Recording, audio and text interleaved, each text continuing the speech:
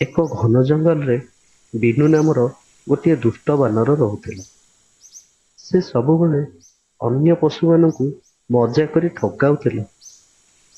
ଗୋଟେ ଦିନ ସେ ଭାବିଲା, ଆଜି କାହାକୁ ଠକିବି।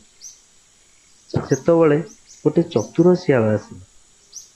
ବିନୁ କହିଲା, ମୁଁ ଜାଣେ ଗୋଟେ ଗଛ ଅଛି ଯେଉଁଠାରେ ସୁନାର କଦଳୀ ହୁଏ।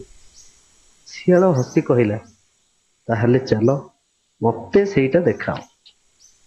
ବିନୁ ଶିଆଳକୁ ଜଙ୍ଗଲ ଭିତରକୁ ନେଲା।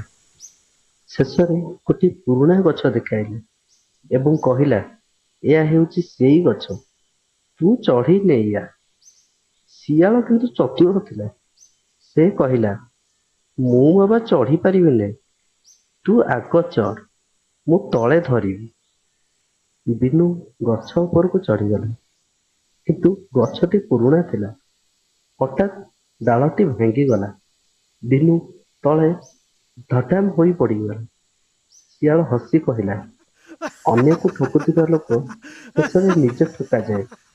ବିନୁ ଲଜ୍ଜା ପାଇଲା ଓ ସେଇ ଦିନଠାରୁ ସେ ଆଉ କାହାକୁ ଠକିବା ଛାଡ଼ିଦେଲା।